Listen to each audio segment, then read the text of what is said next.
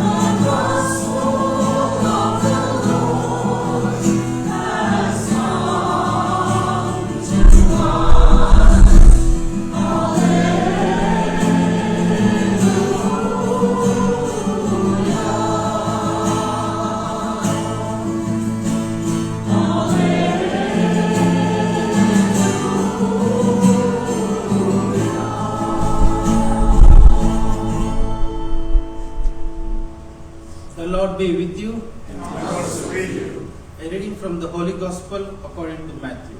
Glory to you, Lord. When Jesus came to the region of Caesarea Philippi, he asked his disciples, "Who do people say that the Son of Man is?"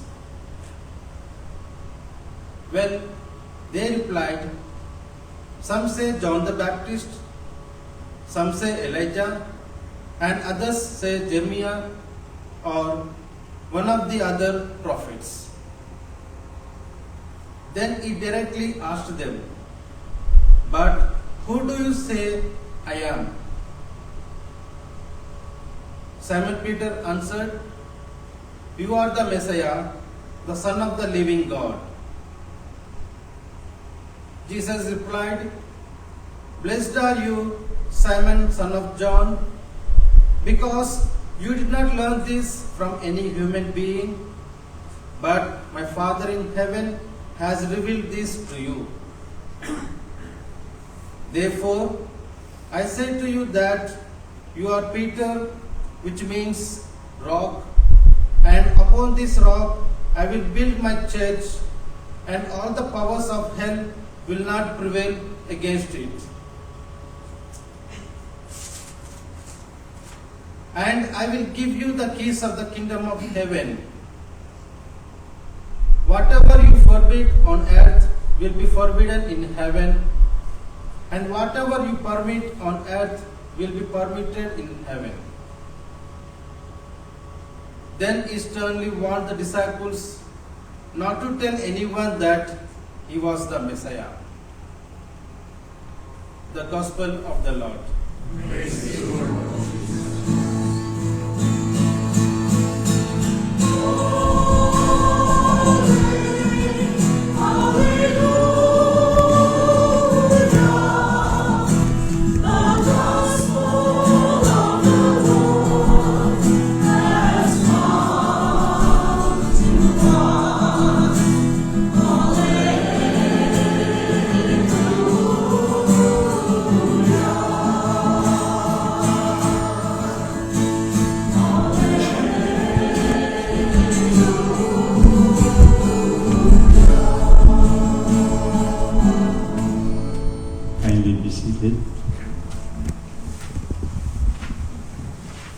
before we have the sharing of our God, of our gospel reading and some readings that we have today, I would like to share something about the difference between a homily and a sermon.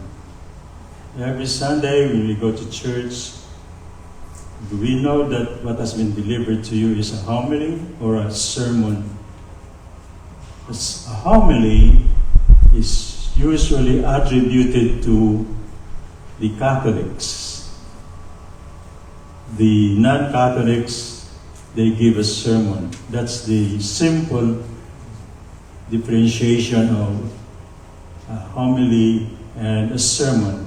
And also the sermon is taking into account the scriptural readings of that Sunday or that Mass. Whereas the sermon, they sometimes deal with issues like moral issues or political issues even in a deeper way of presenting. And a homily is supposed to be shorter than a sermon. That's also the last distinction that we have to make. And so after this Mass, you may tell me if what I shared with you is a homily or a sermon. Last Sunday, July 26, my last homily, I'm telling you already the homily of the title. I shared with you the value of happiness. The title of that homily was Happiness. And quoted to me after the Mass by some of you, they said, "Don't worry, be happy." It is more or less associated with that movie Lion King. A foreign language has become very much part of the American language, and also even in Disneyland we hear Hakuna Matata. You have heard that, Hakuna Matata. Today, I'll bring to you another word from Africa. This is not Swahili, because Hakuna Matata is Swahili, but this one is from the southern part of Africa. And this word has been used and popularized by two important people in the history of South Africa. One is Nelson Mandela, you know him, and also Archbishop Desmond Tutu. He is very well known, especially to the Anglicans, because he is an Anglican Archbishop of Cape Town, Johannesburg, that area in southern Africa. So this word later on I will deal, sharing with you the meaning and the importance, why these two important people try to popularize, bring them to their works of being against apartheid and being pro-human rights in their testimony. Desmond as a priest and an archbishop, and Mandela as a well-known civic leader. So today, we have the opportunity to deal on the two important questions of the gospel.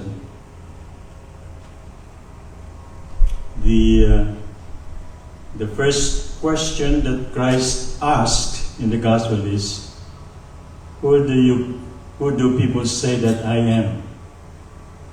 And the second question is, who do you say that I am?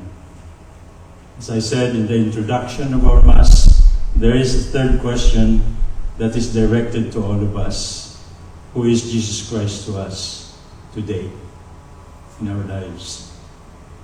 Actually, Jesus was not interested about when he asked, who do people say that I am? He is not interested about gossips or opinions or rumors about him.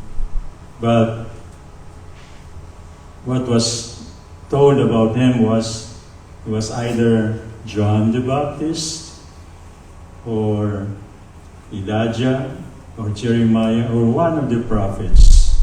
He was associated with important people in the Old Testament.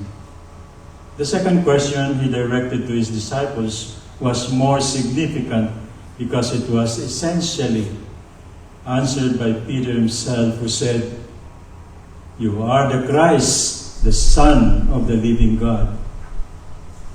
It was a testimony of faith and a definition of Christ's relationship with the Father and his divine mission. Now, when we think about the definition of or reaction of Christ to Peter, it was a very, very important reaction, because he said, how I wish I can say it in Latin. Father Ben knows about it. To his Petrus, superam Petram edificabo ecclesiam meam. Thank you, Lord. I still remember them. You are Peter, and upon this rock I will build my church. So it was a foundation definition of the church that Christ wanted to start here on earth, as a reaction to what Peter said. You are the Christ, the Messiah, the Son of the living God. So it was just rightful that the Lord gave him the key to the kingdom and making him the solid rock of foundation. His response to the declaration of Peter, our Lord expresses the blessedness of our faith. Blessed are you, Simon, son of Jonah, for this was not revealed to you in flesh and blood, but by my Father in heaven. So God, in His grace, opened up to His disciples the eyes to see Jesus for who He truly was. There is always more to know about Christ. Not that we have in our lifetime so far read a lot about books about God and Jesus, that we don't need any more to study or to read about God or to know more about God. Not because we have probably, who among you here had read the entire Bible from creation to, there you go. But that is not a definition that you totally know already about God. Because our study is a continuous effort and journey to know more about God and about Jesus, to be part of our lives. That is how we will bring about the word later on that I started to bring with you. So what is that word? That word in ancient Southern African philosophy and theology is, the meaning is, I am, therefore we are. So from the personal it becomes a community. That is how it was developed also by those those great guys that I have shared with you. Archbishop Toto and Nelson Mandela. So, what is that word? Ubuntu. All the vowels in that word are U, or uniform, or universal. You can start with the first letter, and the vowels there are U, Ubuntu. So let us familiarize with this word that is very important. Even nowadays, among people of faith and people of, especially people in the Philippines, I remember most of my friends there, they have been using this word, Ubuntu. Somebody gave me a shirt. I will wear it next Sunday. The t-shirt has the word Ubuntu. So it's very beautiful when you say that I am, therefore we are. It's very meaningful. The Southern African Christian perception of the African Ubuntu, it recognizes the humanity of a person through a person's relationship with other persons. So it creates from the personhood, from the personal life of the person, goes to the interaction with other persons, making it a community value, a community philosophy, and also a community of theology. According to a well-known Anglican, as I said earlier, Anglican Archbishop Desmond, who coming from a Christian faith, called Ubuntu a model of forgiveness in which human dignity and identity are drawn from the image of God. So that's more theological. Human beings are called to be persons because they are created in the image of God. We are Ubuntu in itself also. We can identify ourselves as a community bearing that name, Ubuntu, where when we try to understand the crucial theological, even philosophical questions about how reconciliation be brought into regions of political, economic, social conflicts like the regions of Iran, Israel, Lebanon, Ukraine, Russia, and even in the United States, the relationship of these countries. How we wish to can see Ubuntu in the relationship with each other. Because we now know that Ubuntu is a very important, not only a word, but a life-giving, meaningful theology and philosophy for all of us. Conventional theologians or theological understanding of reconciliation sometimes will bring us to emphasize the value of social justice, truth, forgiveness, and repentance. All these forms of elements within that word Ubuntu can bring us closer to the reality of our time, not only to the reality of the past, but more so to be relevant of what is going on in our realities today. For example, when your life and my life is part of the human family, the same human family becomes our human and family church, our human and family Ubuntu. When our true strength, joy, and healing live in how we care and uplift each other we publicly proclaim, we publicly manifest our Ubuntu. When we face hard times, not alone but shoulder to shoulder with our community, we will stand strong because we have our Ubuntu.